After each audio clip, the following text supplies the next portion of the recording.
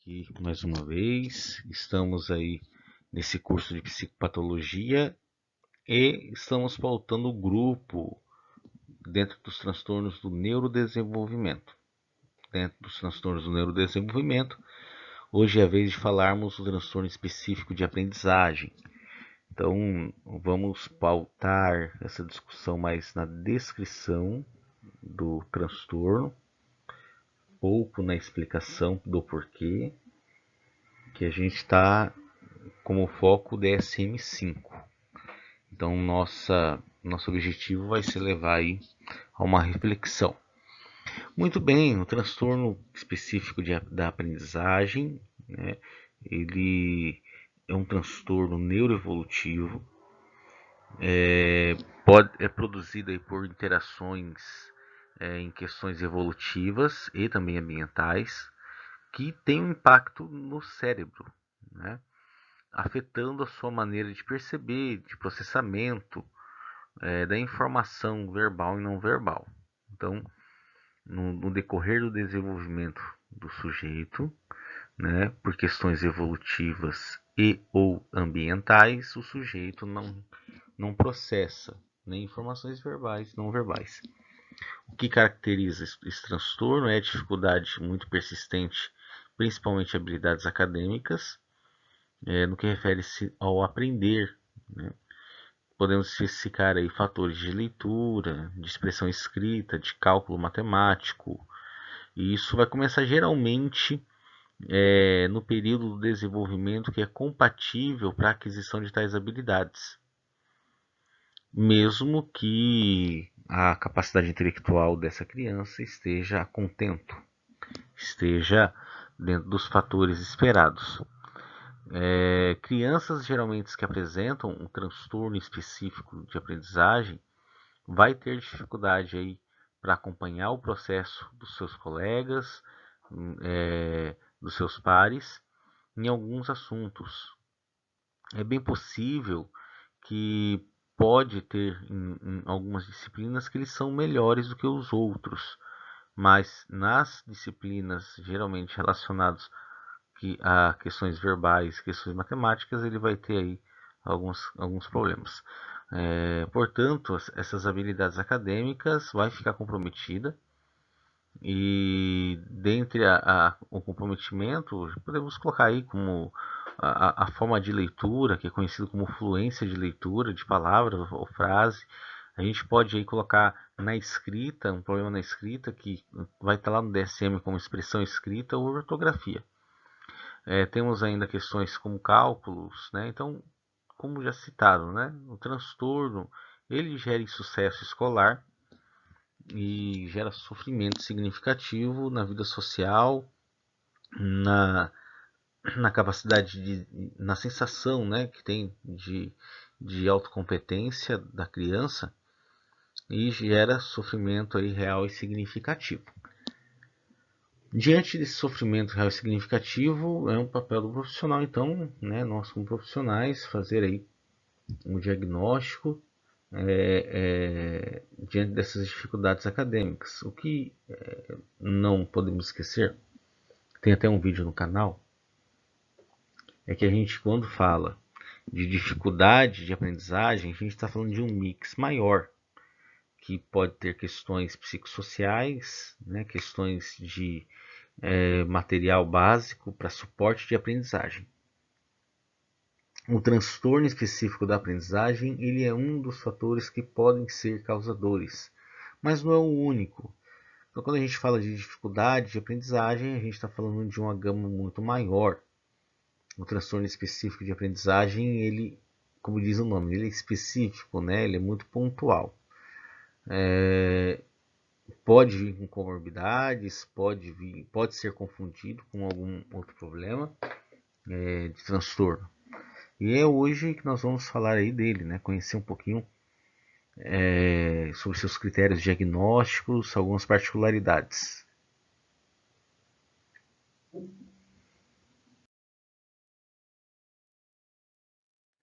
Dentro do grupo do neurodesenvolvimento, nós temos aí vários transtornos, né, que vai sair desde deficiência intelectual e assim, né? O transtorno, todo transtorno desse grupo, ele pode gerar algumas características bem parecidas com outro transtorno. Então, no caso, uma criança que tem dificuldade de aprendizagem, ela nem sempre terá um transtorno específico de aprendizagem. Ela pode ter uma deficiência intelectual, pode ter um transtorno de comunicação e está dificultando a interpretação do processo, pode ter um espectro autista, pode ter uma questão de déficit de atenção e hiperatividade, né? E não pode e necessariamente não será. Nós veremos isso também no diagnóstico diferencial, que é até para a gente reconhecer aí quando existe questões possíveis, né, diagnósticos possíveis fora o que a gente está trabalhando.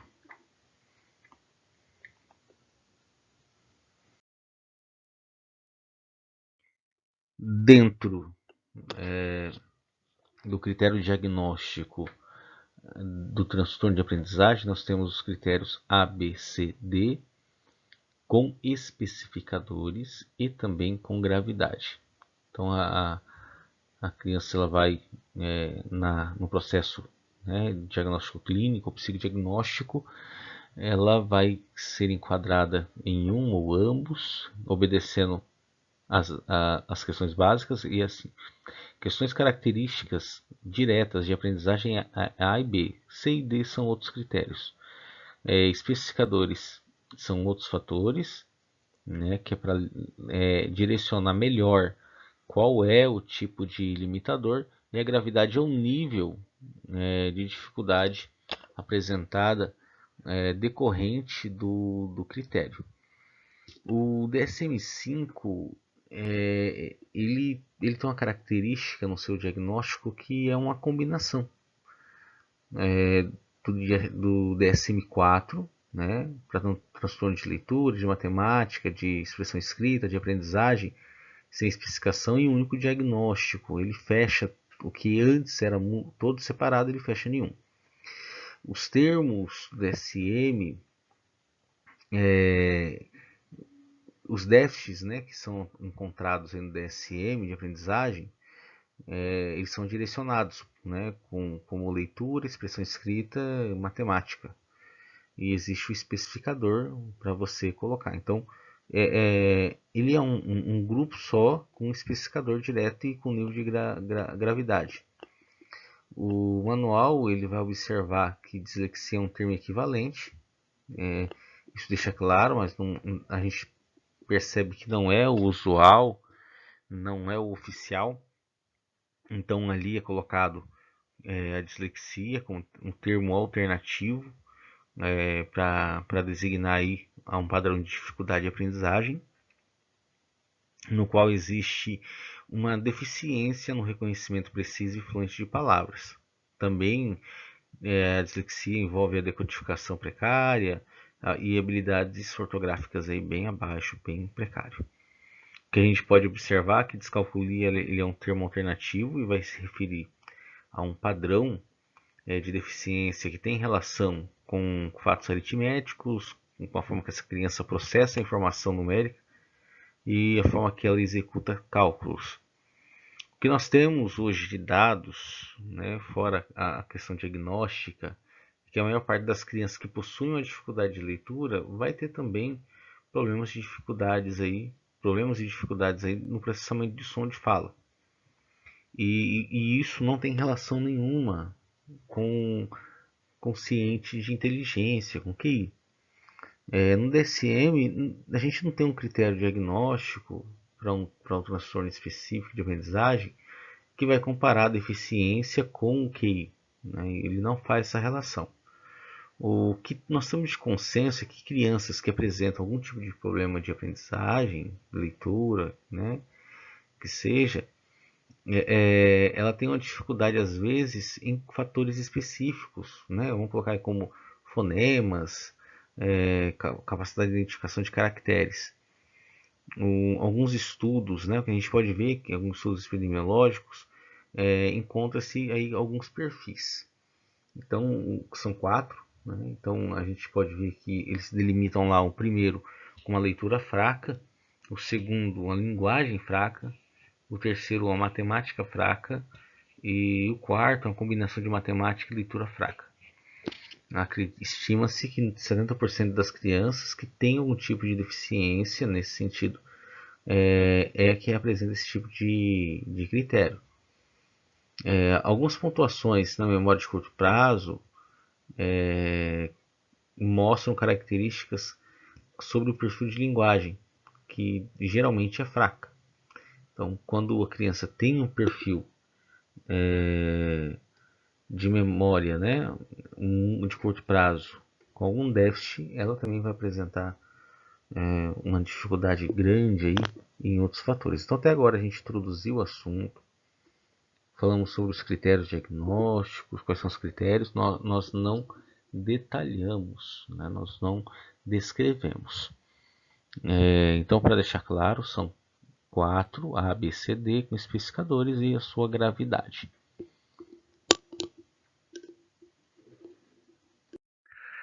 Bom, chegamos aos critérios diagnósticos. Esses critérios são fiéis ao DSM-5. Vamos usá-los aí para a gente discutir.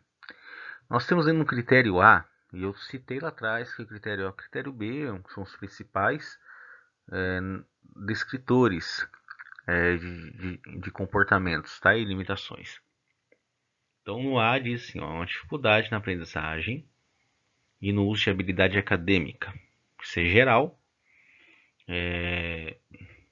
muito abrangente, né? E conforme indicado pela presença de ao menos aí um dos sintomas a seguir que tenha persistido por pelo menos 6 meses. Geralmente os critérios diagnósticos eles dão um descritor bem maior, né? Ele vai lá e fala assim, olha, vamos colocar aqui 5 sinais, 6, né? Aqui não, aqui é 1. Apenas 1 já é o bastante. E que isso persista no mínimo por 6 meses. Então, se essa criança entrou lá na vida acadêmica, vou colocar 6 anos, né? Geralmente é antes. Mas nem sempre vai ser percebido, porque antes disso a cobrança ou a natureza da expressão não é tão cobrada, mas dá para a gente ver. Vamos lá.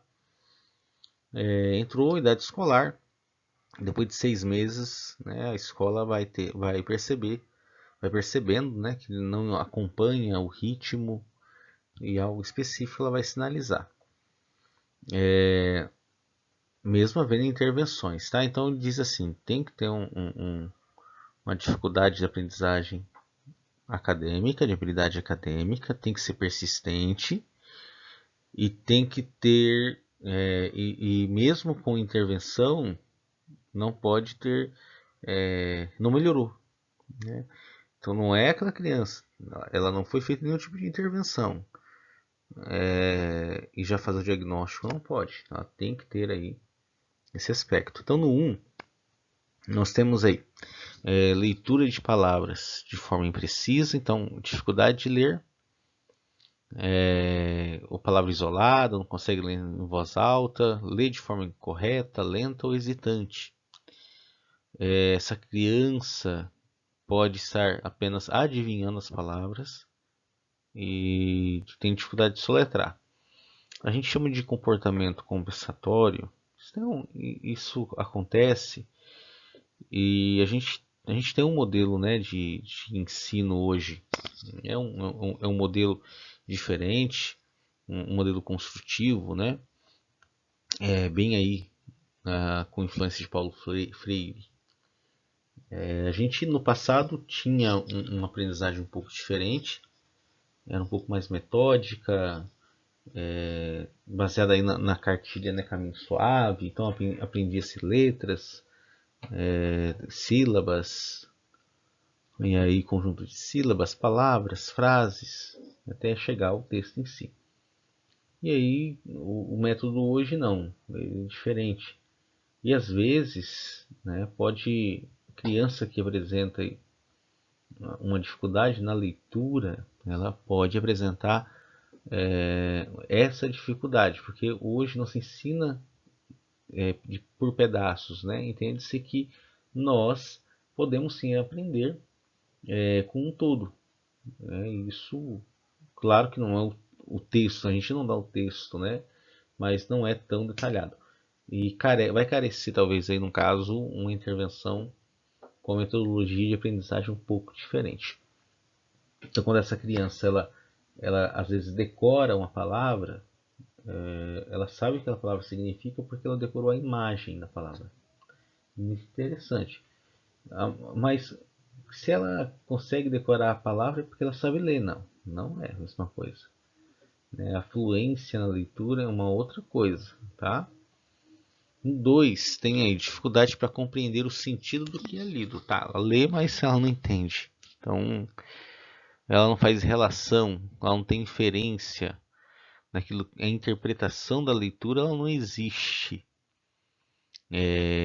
ali naquele momento. E para cada um desses casos aqui, gente, nós podemos às vezes ter um outro tipo de transtorno atrelado que gera a baixa compreensão. Então tudo isso deve ser levado em conta.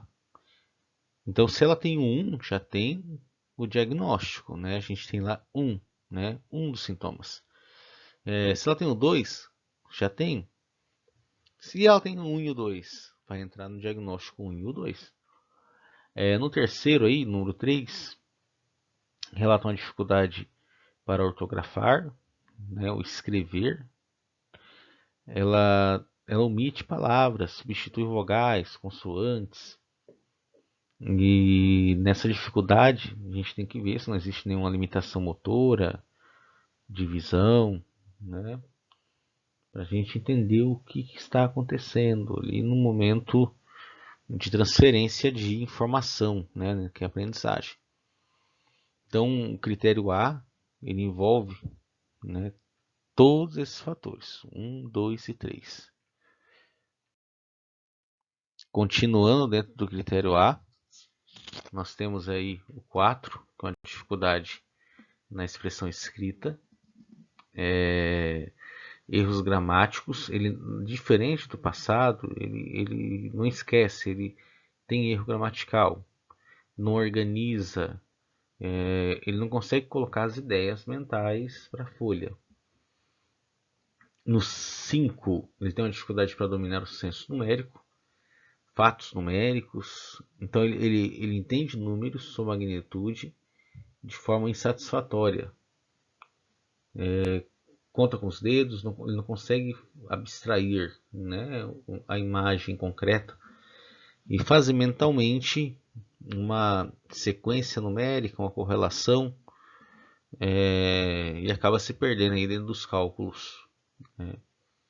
No 6, dificuldade de raciocínio, não consegue aplicar conceitos, fatos, operações matemáticas. Quando o professor explica um problema, ele acaba, por mais que ele se esforce em prestar atenção, ele não consegue resolver isso depois. Tá? Ele não consegue colocar isso no papel e resolver. Então, nós já temos no critério A os fatores matemáticos, né, os fatores verbais. No B, e aí que é um dos mais importantes também, que é as habilidades acadêmicas que estão sendo afetadas e são de maneira substancial e quantitativamente abaixo do que é esperado para a idade. Então, muito importante a comparação entre idade e outro, colega da mesma sala. Então, aí a idade cronológica, viu? E isso está causando interferência significativa no seu desempenho. E isso vai gerar futuramente no profissional e que, em alguns casos que é identificado um transtorno específico de aprendizagem, ele já é adulto e ele vai ter uma dificuldade aí na vida profissional também, né? Vida cotidiana, e isso tem que ser medido por escalas padronizadas e que é feito por um profissional habilitado, geralmente neuropsicólogo e também, no caso deste tipo de dificuldade específico, psicopedagogo. Indivíduos que têm aí 17 anos ou mais A história documentada da dificuldade de aprendizagem com prejuízo pode ser substituído por uma avaliação padronizada. O que significa, né? Vamos lá. Crianças em idade escolar, a gente consegue fazer uma avaliação com base no concreto, com aquilo que ela não aprende. Um profissional especializado vai aplicar escalas também padronizadas para fechar com maior certeza. Agora, no caso de 17 anos, tem que ser. Não dá para negociar uma escala que não seja muito bem padronizada, mesmo porque às vezes não está mais na academia, já perdeu muitos anos, né? Várias circunstâncias. O C diz assim: as dificuldades de aprendizagem iniciam-se durante os anos escolares e pode se manifestar completamente até que as exigências pelas habilidades acadêmicas afetadas excedam a capacidade limite. Então, o C, né, um ponto aí muito importante a respeito da dificuldade, que ela tem que vir já na idade escolar. Se uma pessoa entrou, né, para fazer na vida acadêmica e depois de anos na vida acadêmica apresenta um problema de aprendizagem, a gente tem que investigar, porque como é que essa pessoa chegou até onde está. E outro fator é a gente ter aí uma padronização, né, na avaliação. E é colocado aí teste cronometrado, leitura escrita. Tem alguns testes que colocam mesmo, né? Tempo que vai, algumas pistas verbais, ou seja, mudança de comportamento ou outros fatores no momento do ditado, para avaliar. Né? Às vezes se fala até palavras que não existem para ver se essa pessoa vai querer tentar escrever. O critério D, né, fala que a dificuldade de aprendizagem ela não pode ser explicada por nenhum tipo de deficiência intelectual, acuidade visual, auditiva, não corrigida, transtornos mentais neurológicos, adversidade psicossocial, falta de proficiência na língua, de instrução acadêmica ou instrução educacional inadequada. Nada pode explicar. Né? A gente tem, então, uma pessoa com transtorno e nada do que ela tem pode ser devidamente explicado por outro tipo de problema que ele tenha. Então é preciso fazer uma análise bem geral, né, para entender se aquilo que ele manifesta não é reflexo de uma outra questão, tá? E de uma questão que talvez não tenha relação tão direta. Aí chega a nota, né, depois dos 4 critérios, é que os 4 critérios diagnósticos devem ser preenchidos com base em uma síntese clínica da história do indivíduo. Ela deve contextualizar, e isso vai envolver desenvolvimento, história médica, familiar e educacional. Só entregar do que se trata com o código DSM não é o mais adequado e o mais inteligente. Então, a nota é clara no DSM para que nenhum tipo de avaliação esqueça de regras tão básicas. Como dito, especificar, detalhar o diagnóstico é muito importante no DSM-5. Faz parte do critério. Então nós temos aí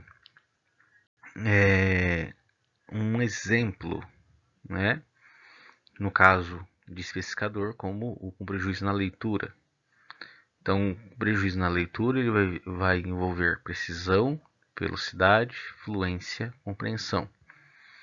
Existe uma nota, já disse no slide anterior, que dislexia é o termo alternativo, que ele é usado como referência, é um termo mais difundido.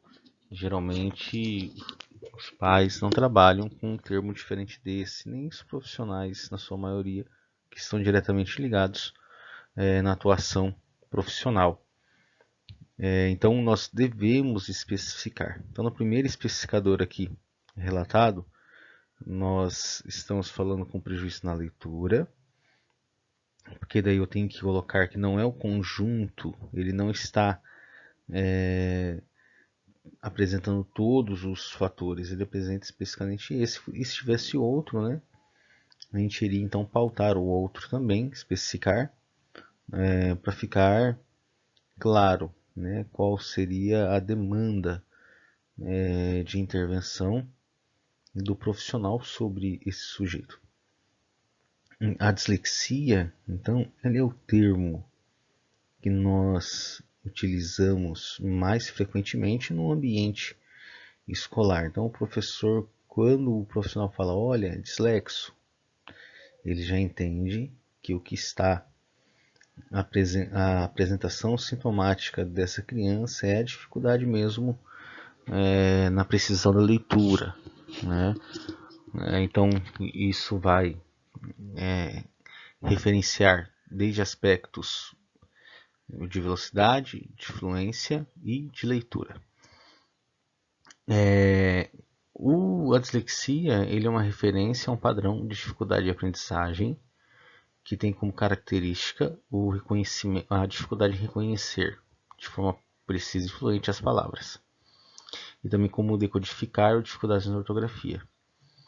E aí o autor, né, deixa assim, né, o grupo, né, porque aqui o DSM é um grupo de escritores.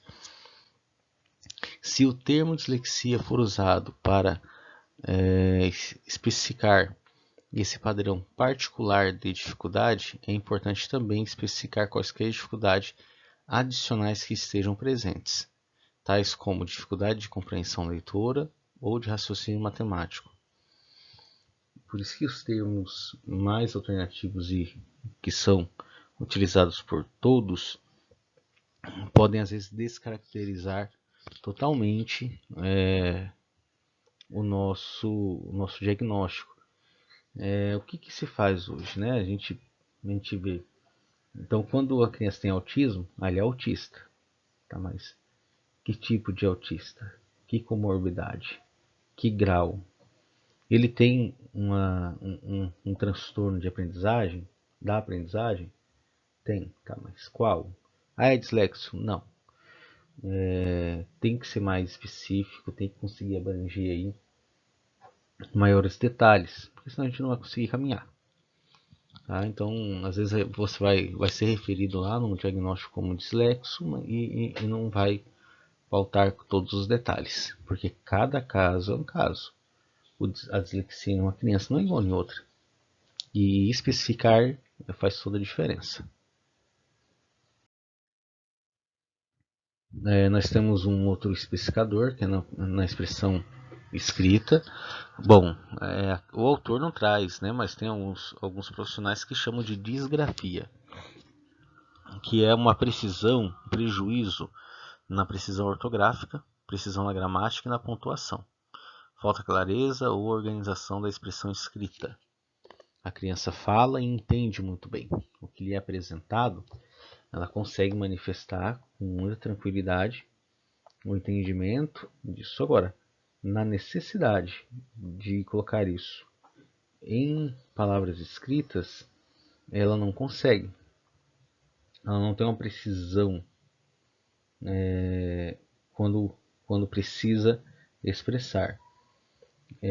A dificuldade de expressar, então, faz com que gere aí prejuízo na aprendizagem também, porque ele precisa transmitir o que se aprende. E isso vai minar seus resultados acadêmicos. Nós temos outro especificador, que é o prejuízo na matemática, e aí refere-se senso numérico, memorização de fatos aritmético, precisão ou fluência de cálculo, precisão no raciocínio matemático. Geralmente conhecido como descalculia, ele é um termo alternativo, tá? É descalculia, que é o termo alternativo e não do DSM.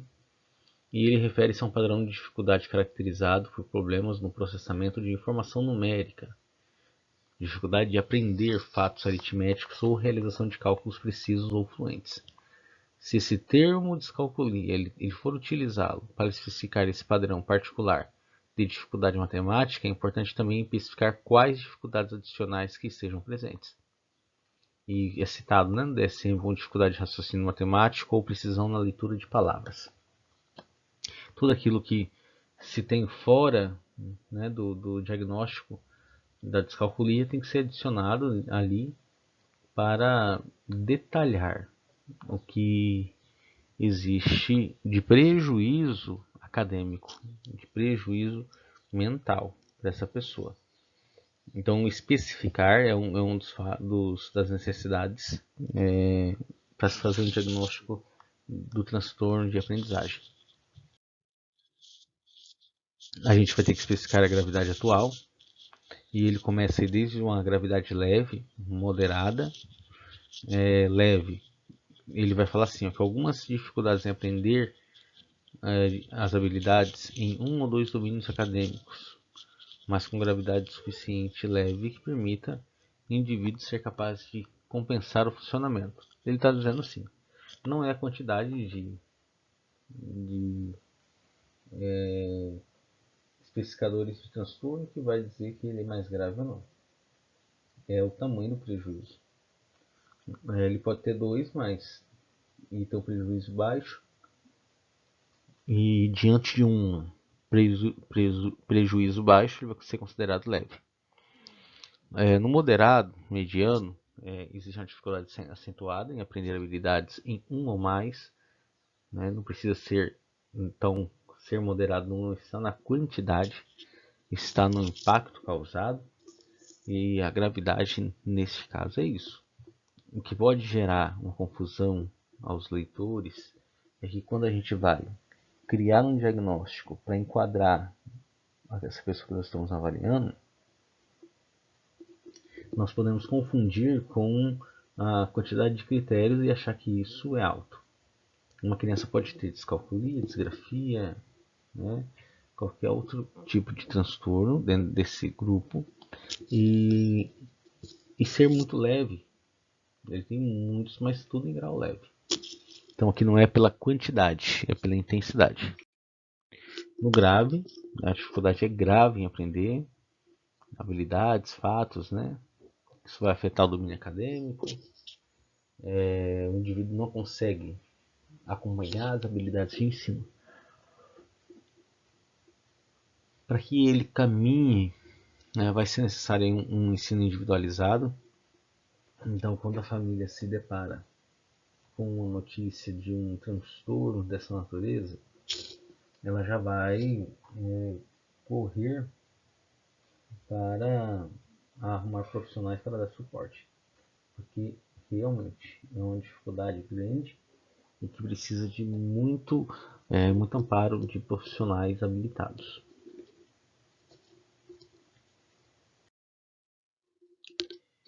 Uma nota que eu trouxe, não trouxe nos outros, mas aqui vai clarear. A gente tem uma questão de domínio, e lá no DSM, no transtorno da aprendizagem, tem isso. Daí ele vai dizer assim, ó, em um ou mais domínios. Domínios são critérios de capacidade acadêmica. Leitura, interpretação, codificação, decodificação, isso é o domínio. Dentro da subespecialidade, nós encontramos quais são as subespecialidades ou especialidades do domínio. Então, eu tenho um domínio que é o prejuízo na leitura. Dentro do prejuízo da leitura, ele tem dificuldade na precisão de leitura, na velocidade ou fluência e compreensão. Detalhar tais aspectos fazem muito bem o profissional que está avaliando e gera uma maior confiabilidade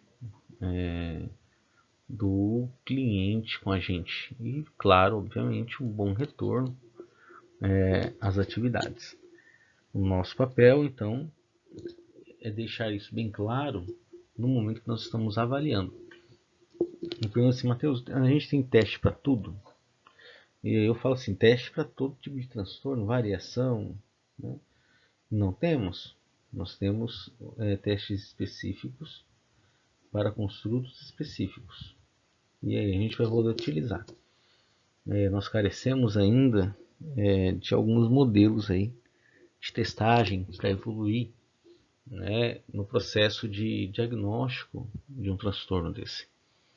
Então, dentro do domínio, né, se ele domina ler ou escrever, dentro do domínio da leitura, da escrita, da matemática, né, a gente vai levantar aí o que é o domínio e as subespecialidades de cada um para avaliar detalhadamente. Muito importante, como dizemos, é sempre ter também um diagnóstico diferencial, visto que nós podemos nos enganar, algum tipo de observação pode não ser o bastante. Entre os diagnósticos diferenciais, nós começamos aí com as variações normais do desempenho acadêmico e que deve ser descartado. É possível e é preciso analisar se a criança avaliada, ela de alguma forma não está apenas passando por uma fase, se de alguma forma ela não está sofrendo o processo aí de desenvolvimento, que isso não é, de certa forma, aceitável. Dentre essas questões, nós podemos ver aí uma criança que não teve uma boa oportunidade educacional, um bom acesso à educação, e que devido a isso ela não tem um desempenho a contento. Então, dentro dessas limitações apresentadas, não está ligado a um transtorno, está ligado a uma ausência de estimulação básica durante seu processo de desenvolvimento.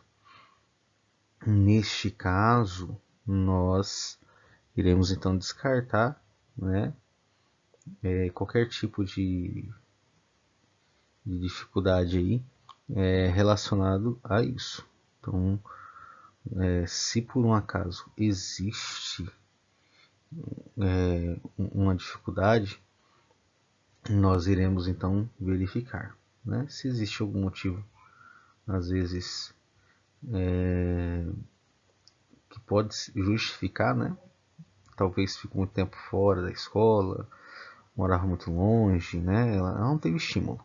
Então, não vou poder fazer aí um diagnóstico pautado nisso. Uma deficiência intelectual, tá? E aí a deficiência intelectual nós vamos medir com outros critérios. Então, o transtorno específico de aprendizagem ele é diferente de quem tem uma dificuldade geral e tem uma deficiência intelectual aí. É quando o QI dela está baixo para mais ou para menos aí de 70.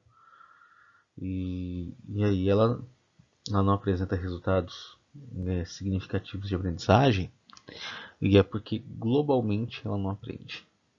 Então, não vai ser muito difícil, porque quando nós vamos fazer as avaliações, observações de processo, nós vamos perceber que em nenhum grau ela está apresentando evolução.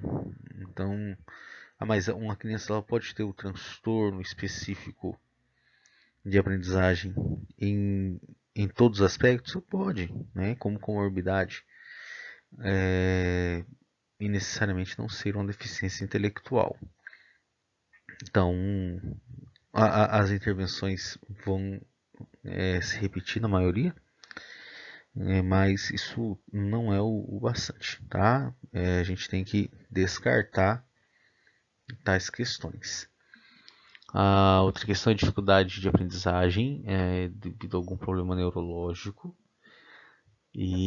ou sensorial, que essa criança tenha algum acidente vascular, alguma lesão traumática, uma deficiência auditiva ou visual. Então, essa criança ela não apresenta um bom desempenho por alguma questão muito específica no qual ela teve uma lesão, né? E aí nós vamos pontuar isso. Isso deve ser avaliado. E por que deve ser avaliado? Por questões de intervenção, tá? Tanto uma necessidade extra como uma limitação. Nós vamos aí observar tais fatores.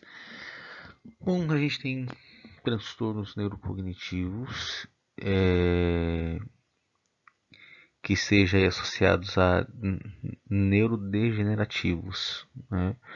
Nós estamos na linha do neurodesenvolvimento, então isso tem que deixar claro que o neurocognitivo ele é diferente, tá? O transtorno específico de aprendizagem tem uma diferença em questão de expressão clínica, e ele não está associado a isso, né? Então, o neurocognitivo ele vai ter aí uma outra característica de apresentação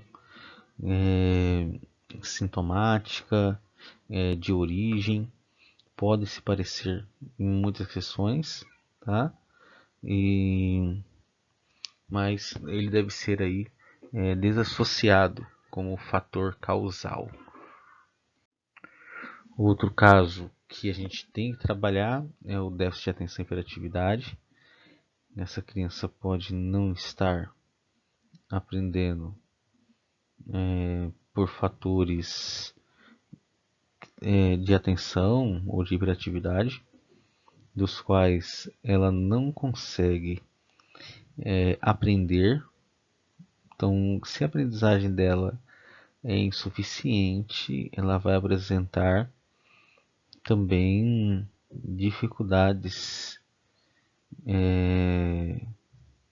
na hora da execução, o que faz aí a gente às vezes se confundir, tá? Pode existir uma confusão referente ao nosso diagnóstico devido a fatores como esse, né? Que a gente deve aí levar em conta.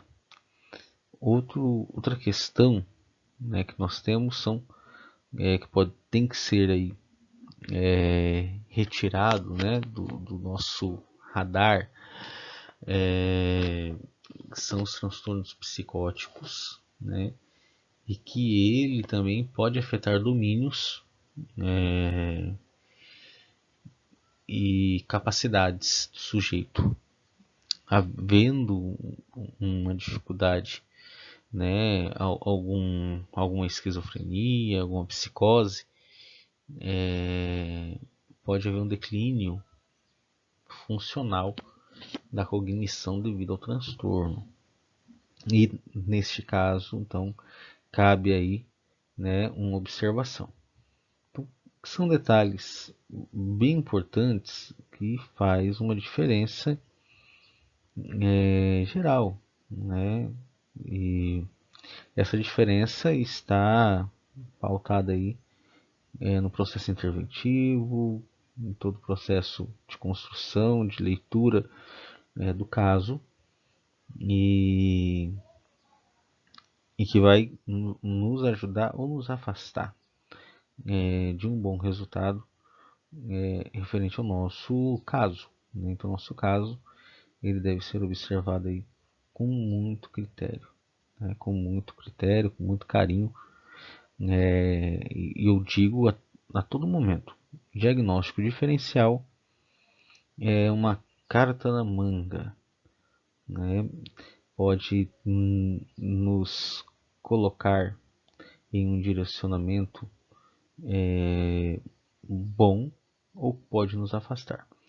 Então, com um critério diferencial, nós podemos então ter aí uma uma segunda opinião, né, de um possível problema referente àquilo que é apresentado a gente, e a gente sabe para onde correr e a gente não vai ser pego de surpresa, ok? Bom, dentre então todos esses fatores, né, as comorbidades estão aí como possibilidades também, né? Mas no caso do transtorno de aprendizagem, nós temos aí comorbidades mais comuns, né? Como no caso, né, que são com outros transtornos do neurodesenvolvimento. Então, no caso de crianças que apresentem algum tipo, geralmente ela vai vir, né, com algum outro transtorno dentro do mesmo grupo. Então a gente tem um grupo de transtornos do neurodesenvolvimento, né, e dentro desse grupo eles podem estar vindo em comorbidade, isso bem comum, e para a gente não acabar achando que porque ele tem um diagnóstico, ele não vai apresentar outro. Outro exemplos, né, disso, a gente pode colocar aí dentro do critério, né, como comorbidade do transtorno específico de aprendizagem, TDAH, transtorno de comunicação, transtorno do desenvolvimento de coordenação, espectro autista e até outros mentais, né, que entram aí na classe de transtornos mais emocionais, como transtorno de ansiedade, depressivo, bipolar. E as comorbidades elas não vão excluir o diagnóstico do transtorno específico de aprendizagem, mas ela pode dificultar muito o teste, tá? Visto que na apresentação, né, do momento que você está construindo, né, fechando seu diagnóstico, as comorbidades podem gerar uma confusão gigante no critério. Então é necessário, né, essa observação. O julgamento clínico, então, referente a isso, a gente deve atribuir o prejuízo, né, que a dificuldade pode ter referente a uma comorbidade, né, e talvez uma indicação aí de um possível outro diagnóstico sendo apresentado, tá? Para que os pais, os responsáveis estejam aí com conhecimento básico a esse respeito. Eu tenho um outro vídeo, ele trata um pouquinho mais leve, com mais detalhe, porque o meu foco é muito sobre a dificuldade de aprendizagem e o dia a dia com os pais, escola. Tá aí no meu canal, pode procurar. É uma série de 4 vídeos e tudo gratuito.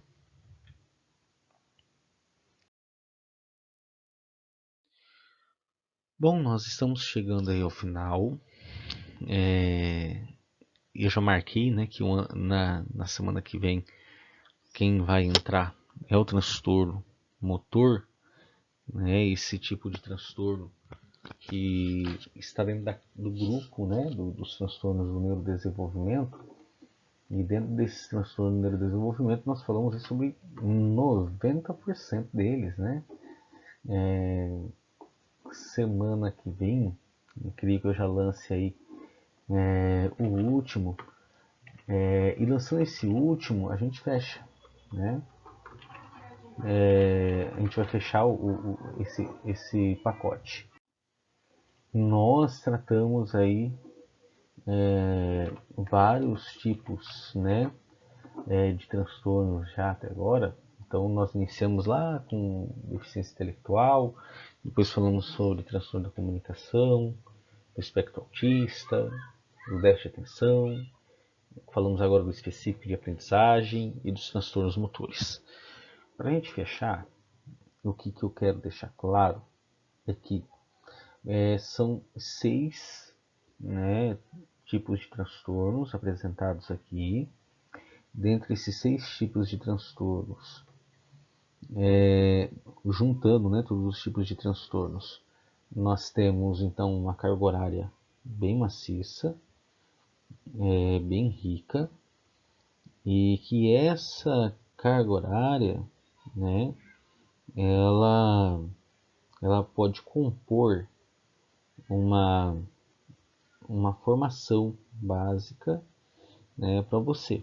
Então hoje, né, o conteúdo ele é gratuito, ele é apresentado de forma aberta no canal, e meu objetivo é que, caso quem queira, né, caso alguém queira possuir esse conteúdo, a gente pode fazer aí uma pequena avaliação e fornecer o certificado por grupos. Então, nesse grupo, vou lá e forneço o certificado. Matheus, você vai fazer dos outros grupos? Sim, eu vou fazer de todos os grupos.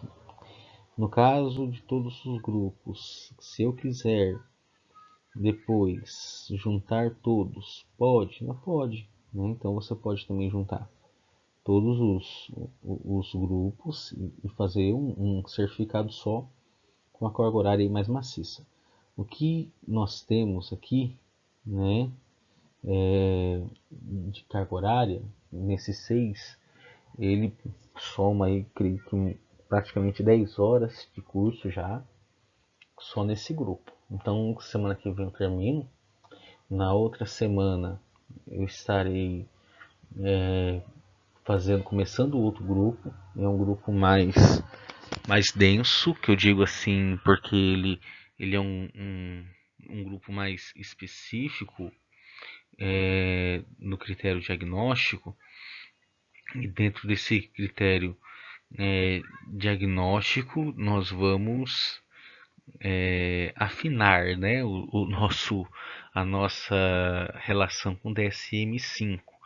Tem gente que tem dificuldade de fazer a leitura, então essa leitura, esse estudo que eu trago, né, para vocês de uma maneira